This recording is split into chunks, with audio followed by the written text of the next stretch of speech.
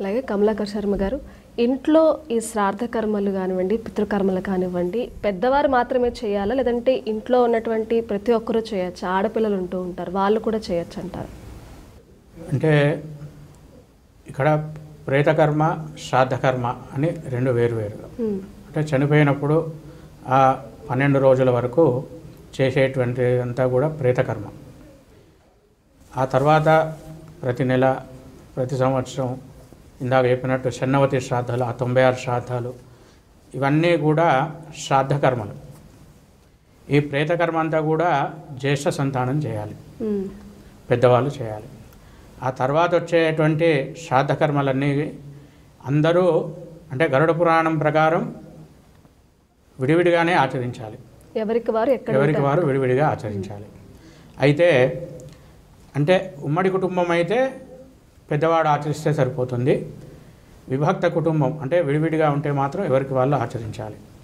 ఇది ప్రతి సంవత్సరం చేసేటువంటి శ్రాద్ధాలకు వర్తిస్తుంది. అయితే ఈ మహాలయ పక్షాలు మాత్రం ఎవరికి వారే ఆచరించడం అనేది ఉత్తమం.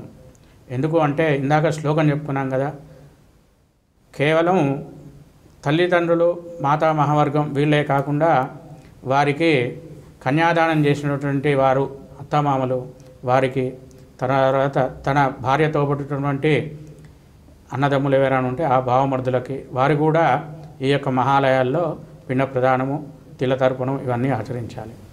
ఇవన్నీ అందరూ అంటే ఒకరు కలిపి ఆచరించినప్పుడు ఇవన్నీ ఆచరించడానికి వీలుండదు.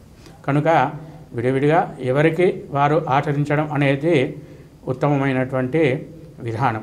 మనకు ఒక శ్లోకం ఉంది, జీవతోర్ వాక్యకరణాత్ ప్రత్యర్థం భూరిభోజనాత్ గయాయాం పిండదానస్య త్రిభిర్పుత్రస్య పుత్రత.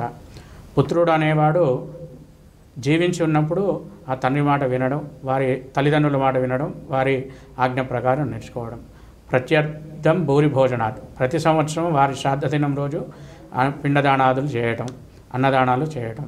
అలాగే గయాయాం పిండదానస్య, గయలో శ్రాద్ధం ఆచరించడం. ఇవన్నీ కూడా పుత్రుని యొక్క బాధ్యతలు, ఇది తప్పకుండా ఆచరించాలి.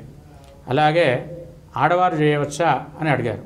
అంటే వీరు ఎవరు లేనప్పుడు తన వంశంలో ఎవరు మగవాళ్ళు ఆచరించడానికి అర్హులైన వారు లేనప్పుడు ఆ యొక్క స్త్రీ ఈ యొక్క కర్మలను ఆచరించవచ్చు. అయితే తను సంకల్పం వరకు చెప్పుకోవాలి.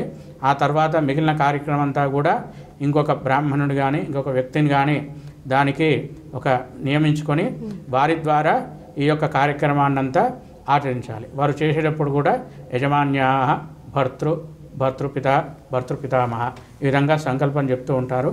సంకల్పము, ఉపవాసము ఇవన్నీ కూడా ఆ యొక్క స్త్రీయే చేయాలి, ఎవరు లేనప్పుడు మాత్రమే. అంటే భర్త చనిపోయాడు, ఎవరు లేరు, సంతానం లేదు, ఆ వంశంలో ఇంకెవరు లేరు, ఎవరు చేయాలి అంటే స్త్రీయే చేయాలి. ఏ విధంగా చేయాలంటే ఈ విధంగా చేయాలి. కనుక స్త్రీలు ఆచరించే విధానం కూడా ఉంది. ముఖ్యంగా పురుషులు చేయడం అనేది ఉత్తమం. ఎవరు లేకపోతే స్త్రీ ఆచరించవచ్చు.